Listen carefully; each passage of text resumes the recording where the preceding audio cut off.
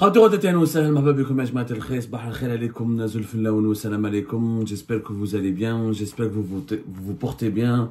Eid Moubarak encore une fois, j'espère que vous avez passé un bon Eid, j'espère que vous avez profité de ces fêtes familiales, de ces fêtes religieuses, que vous êtes bien rassemblés, que vous avez savouré ces retrouvailles familiales, que vous avez goûté aux joies insaisissables, interminables et très précieuses de la chaleur familiale de ces fêtes. Pour celles et ceux qui n'ont pas pu égorger un mouton, ni accéder à un repas digne de ce nom, ni manger à leur faim à cause des difficultés socio-économiques de notre pays et de cette inflation totalement humiliante qui fait basculer des millions d'Algériens et d'Algériens dans la pauvreté et la précarité. En tout cas, Sahaïd, comme on le faut, être Moubarak. Vous savez, nous allons parler aujourd'hui d'un sujet très sensible. Très sensible parce que malheureusement, certaines causes justes en Algérie ont généré des comportements extrêmement graves de la part de nos autorités. Nous allons parler de cette affaire qui a éclaté au Canada, ou notamment au Québec. Vous savez, nous avons maintenant une communauté qui dépasse les 120 000 à 130 000 personnes au Québec, dans le Canada francophone. Cette région très dynamique du Canada, cette terre d'accueil de plusieurs milliers ou centaines de milliers de migrants francophones. Le Québec est l'une des régions les plus importantes du Canada, peuplée par plus de 9 millions de personnes. C'est la région la plus pas la seule région, on va dire la région la plus francophone du continent américain et de l'Amérique du Nord notamment. Récemment, les médias canadiens ont enquêté et publié une enquête, notamment dans Radio-Canada, un média public canadien, extrêmement connu et prestigieux là-bas, Radio-Canada. Vous pouvez d'ailleurs trouver leur site internet. C'est un média francophone extrêmement important. C'est le service public, c'est du service public du Canada. Ils ont publié une enquête sur comment des Québécois d'origine kabyle, je dis bien des Québécois d'origine kabyle, il y a la majorité des citoyens qui ont été interrogés dans cette enquête, etc., parlent de ce que Radio-Canada qualifie comme étant de la traque, de l'espionnage, des intimidations, de la menace, de l'espionnage surtout. C'est une enquête accablante qui démontre que le gouvernement algérien, à travers les services de sécurité rattachés à l'ambassade d'Algérie au Canada, notamment au consulat général d'Algérie à Montréal, ont mis en place un dispositif de surveillance et de traque des militants du MAC sur le territoire canadien. Sauf que, malheureusement, dans cette traque et dans cette surveillance des militants du MAC, il y a eu de nombreuses dérives et des fonctionnaires et des agents du consulat général d'Algérie à Montréal ont même osé entrer en contact directement avec des citoyens québécois d'origine kabyle pour les menacer, pour les faire chanter, pour négocier avec eux, pour leur proposer des deals, pour leur proposer des accords politiques, pour les menacer et leur dire attention, si vous faites ceci ou vous faites cela, vous n'allez pas revenir en Algérie tranquillement, vous ne pouvez plus revenir voir vos proches en Algérie. C'est tout simplement des pratiques dégueulasses et qui ont fait finalement, qui alimentent aujourd'hui un scandale énorme au Canada, au point où le média public canadien Radio-Canada a décidé de mener une enquête. Il a publié son enquête hier d'ailleurs, le 17 juin 2024, le deuxième jour de l'Aïd. Des citoyens canadiens accusent le régime algérien d'espionnage et d'intimidation. Des citoyens canadiens accusent le régime algérien d'espionnage et d'intimidation. Ces Canadiens originaires de la Kabylie en Algérie disent vivre dans la peur et demandent au gouvernement Trudeau d'intervenir. Vous voulez, il y a une affaire politique entre les deux pays. Et c'est pas la première fois que des témoignages sont rapportés sur les actions menées sur le territoire canadien par des agents consulaires ou par des, soyons sérieux, des membres des services secrets, notamment de la DDSE, la Direction de la documentation de la sécurité extérieure, sur le territoire canadien. Sauf que là, ça a franchi une ligne rouge. Et là, il y a des témoignages, il y a des photos, il y a des enregistrements qui ont été remis aux autorités canadiennes qui démontrent que des agents consulaires ou des représentants de l'État algérien font de l'intimidation, de la menace, du chantage et des intimidations. Ils espionnent même des citoyens québécois. Et l'affaire est devenue extrêmement grave. Cette affaire a commencé par le témoignage Tout a commencé par le témoignage... Avant de commencer à raconter l'histoire, d'histoire. Dans les faits. Cette affaire a commencé par le témoignage d'un cinéaste québécois d'origine kabyle. À l'époque, nous avons beaucoup d'Algériens au Québec. Ils ont la nationalité. Ils ont la nationalité canadienne. Ou là, ils ont même la résidence permanente au Québec. Mais la majorité des personnes qui ont été interrogées et qui ont fait l'objet de cette enquête menée par Radio-Canada sont des citoyens canadiens. Au Canada, contrairement à la France, il y a des possibilités, il y a des mécanismes d'acquisition de la nationalité beaucoup plus rapides au bout de 3-4 ans de résidence sur le territoire canadien. Et sur les 130 000 Algériens que compte le Canada, nous avons énormément de Kabyles, énormément d'Algériens d'origine kabyle. Alors, le citoyen Kamel Sahaki, qui est un Canadien, qui est un cinéaste, connu à Montréal, qui a participé à il réalise des courts-métrages, il participe à des festivals internationaux de cinéma. C'est lui qui a fait exploser cette affaire, parce que c'est lui qui a raconté à Radio-Canada comment ça s'est passé. Alors, Sahaki, Kamel Sahaki, un jeune artiste de 36 ans, il raconte à Radio-Canada qu'un jour, il a reçu un appel, voilà ce qu'il dit, j'ai reçu un appel récemment d'un membre du consulat d'Algérie à Montréal. Alors, l'homme qui l'a appelé, il lui a dit qu'il travaillait pour le gouvernement algérien, qu'il voulait l'aider à développer sa carrière, qu'il lui propose un rendez-vous au consulat pour faire une collaboration, pour lui parler de sa carrière, que l'Algérie, que le gouvernement algérien voulait l'aider dans ses projets artistiques et cinématographiques. Kamel Sahaki a été méfiant, l'artiste n'a pas voulu se rendre au consulat d'Algérie, il a demandé à ce que ce responsable du consulat d'Algérie à Montréal le rencontre dans un lieu public. Deux de ses amis s'installent discrètement quelques tables plus loin dans le même restaurant, ils sont tout pris en photo, ils ont tout filmé, ils ont filmé, ils ont des preuves, c'est un responsable du consulat général d'Algérie qui est venu rencontrer Kamel Sahaki, qui est encore une fois kabyle, qui est algérien aussi, mais qui est canadien surtout. Voilà. Radio-Canada, ils ont essayé de confirmer l'identité de l'homme parce qu'ils ont publié la photo. Voilà. Sur le site Radio-Canada, quand vous lisez cette enquête, vous allez voir qu'il y a une photo entre Kamel Sahaki, vous allez le voir à droite, et un des responsables du consulat d'Algérie à Montréal. Ils ont flouté son visage, comme il a un statut de diplomate, donc ils n'ont pas voulu exposer son identité, peut-être même c'est un agent des services secrets algériens. Heureusement, au moins ils sont professionnels. Ils ont exposé le professionnalisme des médias canadiens, contrairement aux médias algériens. Bon, au moins, ils ont flouté son visage. La rencontre a eu donc le 11 mai dernier, dans un restaurant fait Montréal. Et Radio-Canada, il explique dans leur enquête, ils n'ont pas pu confirmer l'identité réelle de ce responsable algérien, mais ils n'ont pas pu s'assurer est-ce qu'il travaille vraiment au consulat, ou est-ce qu'il travaille dans les services secrets, mais ils n'ont pas pu mener leur enquête correctement. Mais la photo elle a été publiée. L'ambassade d'Algérie a été contactée, elle n'a pas donné suite aux demandes d'entrevue avec Radio-Canada. Où j'ai cela, au cours de la discussion, finalement, Kamel Sahaki, le responsable de l'interconsulat d'Algérie, ils n'ont pas du tout parlé de l'art et du cinéma, ils ont parlé que du MAC, le fameux mouvement pour l'autodétermination de la Kabylie. Alors le MAC en Algérie est classé mouvement terroriste depuis mai 2021.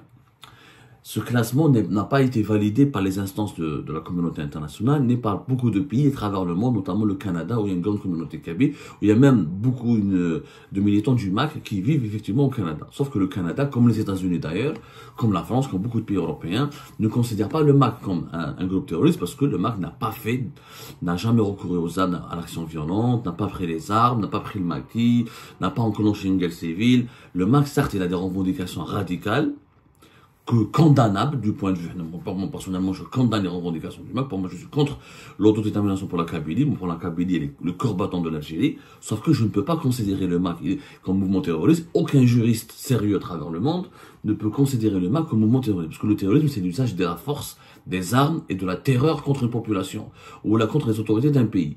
Ce n'est pas le cas. Le MAC n'a pas recouru aux armes, il a des idées radicales, c'est un mouvement séparatiste, oui, mais c'est pas un mouvement terroriste. Le terrorisme, c'est l'usage des armes, c'est tuer des gens, des innocents, s'en prendre à des agents des forces publiques. C'est quand on tue, on organise des attentats, quand on recourt à l'action armée. Ça n'a rien à voir avec le MAC qui n'a jamais recouru à l'action armée. Donc, libre à l'Algérie, naturellement, de lutter. L'Algérie, elle est dans son droit. Je le répète, l'Algérie est dans son droit de lutter contre le mouvement séparatiste ou là contre les séparatismes tout court. L'Algérie est dans son droit de criminaliser ou là de condamner ou là d'empêcher de lutter contre de les idées séparatistes, notamment dans une région où c'est stratégique que la Kabylie. Sauf que on ne peut, il y a une différence entre le séparatisme et le terrorisme. On peut pas. Au Canada, ils ont un mouvement séparatiste au Québec qui s'appelle le Parti québécois. Les Algériens et les Algériens ne connaissent pas très bien l'histoire du Québec, mais les Algériens, la communauté algérienne qui vit au Québec connaît très bien cette histoire. Au Québec, il y avait depuis le 19e siècle, mais surtout depuis les années 60, il y a un mouvement séparatiste qui s'appelle le Parti québécois, qui a toujours revendiqué ou a essayé d'obtenir l'indépendance et la cession du Québec du Canada pour que le Québec soit un État à part. Bon, il n'a jamais réussi parce que la majorité des Québécois ont préféré rester dans le giron du Canada, mais ils ont un mouvement séparatiste, sauf qu'il n'est pas classé terroriste. Il y a une différence entre développer une idée politique et entre prendre les armes et semer la terreur. Donc l'Algérie, après, est-ce qu'on doit mettre en prison les gens du MAC? Moi, je suis tout à fait contre. À partir du moment où ils défendent qu'une idée, il n'y a pas de trouble à l'ordre public, il n'y a pas de menace, il n'y a pas de port d'armes, il n'y a pas d'action violente. Je vois pas, ils ne constituent pas une menace contre l'ordre public. Mais en Algérie, on a décidé de les considérer comme des terroristes. Et depuis qu'on les considère comme des terroristes, il n'y a que des dérives. La preuve, les dérives où là, le régime algérien est au cœur d'un scandale politique et sécuritaire au Canada, puisque maintenant, le régime algérien, à travers les services de sécurité, enquête même à l'étranger sur les cellules du MAC. Comme le Canada et la France. En France, ça se passe comme ça, sauf qu'en France, les médias français n'ont pas encore enquêté, parce qu'en France, il y a un lobby important du régime algérien. Au Canada, c'est pas le cas. Donc les Canadiens, le média Radio-Canada a enquêté. Et il y a malheureusement des agents des autorités algériennes, ou des agents consulaires, ou des diplomates, ou des membres des services secrets, parce que les membres des services secrets, je vous ai déjà expliqué que dans tous les ambassades d'Algérie à l'étranger, notamment dans les pays stratégiques comme le Canada, la France, les États-Unis, il y a ce qu'on appelle un bureau de sécurité qui regroupe les services secrets algériens. Le bureau de sécurité est dirigé par la DDSE, la Direction de la documentation de la sécurité extérieure, qui joue le rôle d'interlocuteur et d'intermédiaire et d'interlocuteur attitré des services secrets du pays d'accueil et qui normalement ils font un travail de renseignement et un travail de collecte d'informations dans le pays où ils travaillent. Tous les services secrets du monde font ça. Et donc les services secrets algériens le font comme tous les services secrets. Les services secrets, le Canada, il a au niveau de l'ambassade d'Algérie au Canada, au niveau de son ambassade à Alger, l'ambassade du Canada à Alger, des représentants de ces services secrets qui font de la collecte d'informations sur l'Algérie. Ça, tout le monde le fait. Sauf qu'il y a des lignes rouges à ne pas franchir. La ligne rouge, c'est de ne pas s'afficher sur le terrain, de ne pas recourir à la menace et de ne pas se faire attraper. Tu peux collecter des informations et espionner, mais dans les règles de l'art. Mais si tu t'affiches directement, et tu fais de l'intimidation, et du chantage, et tu recours à la violence, ou tu te fais remarquer, là tu deviens dans l'illégalité, ça peut créer un problème politique, et un problème au niveau des relations bilatérales. C'est ce qui s'est passé avec les agents des autorités algériennes au Canada et à Montréal. Plus exactement à Montréal. Pourquoi? Parce qu'ils ont été pris en photo. C'est le cas, vous pouvez aller voir Radio-Canada. On voit donc l'agent du consulat général d'Algérie, Montréal, avec le cinéaste Kamel Sahaki. Et le plus grave, c'est que l'agent du consulat, quand il parle à ce cinéaste kabyle, il est juste kabyle, mais il n'est pas membre du MAC. À aucun moment, Kamel Sahaki ne dit que je suis membre du MAC. L'agent, regardez ce qu'il dit dans l'enquête. Le témoignage de Kamel Sahaki est extrêmement troublant. Il me sort les dates exactes. Il dit, vous avez filmé les manifestations du MAC à telle date, telle place. Je dis oui, mais je suis artiste, je suis caméraman. Si quelqu'un m'appelle pour me filmer, c'est mon travail. Après, il m'a nommé 2 personnes. C'est des amis que je connais ici au Canada. Dans l'un qui vient de mon village, il me dit, ces amis-là, il faut arrêter tout contact avec eux éternellement parce que ce sont des militants du MAC. Parce que ce sont des militants du MAC. Alors là, bien sûr, pour M. Sahaki, Radio-Canada, il conclut qu'il était vraiment espionné par les autorités algériennes au Canada. Quand quelqu'un m'a mentionné les dates, les places, ce que je faisais, ce que je fréquente, je me suis dit, wow, on dirait qu'on habitait ensemble. En fait, il a été espionné, les services. Donc, c'est pas un agent du consulat, c'est pas un diplomate classique. On a compris, c'est un membre des services secrets algériens qui est donc parti voir Adakam Sahaki, qui a pris le risque de voir quelqu'un dans un restaurant. Bon, voilà. Il n'a pas pris les... Bon, il s'est fait avoir, il a été photographié. Maintenant, les Canadiens, ils ont son identité. C'est déjà assez grave. Ça veut dire qu'il s'est brûlé. D'ailleurs, normalement, la DDSE doit le remplacer, parce que Khlas, il s'est fait griller. Ensuite, il a directement parlé à un citoyen. Il n'a même pas chauffé. Normalement, les services secrets te manipulent. Ils essaient de te soutirer des informations. Normalement, il essaie de devenir son ami. Il le fréquente. Il rentre dans sa vie. Oh, directement, le premier rendez-vous, voilà, on t'a vu. Voilà où habitent tes amis. Voilà qui tu es. Voilà, t'as filmé dans les manifestations. Voilà qui tu fréquentes. Voilà où tu habites. Oh, je dès le départ, dès le premier rendez-vous, l'agent des services secrets algériens, il a tout déballé. Il a tout déballé. Voilà. Il lui a dit clairement, tu es avec un agent des services secrets, on t'a espionné, on sait que tu fréquentes des gens du MAC. Voilà, comme Sahaki, c'est un caméraman. À l'époque, comme les MAC, le MAC, comme en France, ils font des manifestations de temps à autre. Bon, ils sont beaucoup plus actifs en ce moment au Canada qu'en France.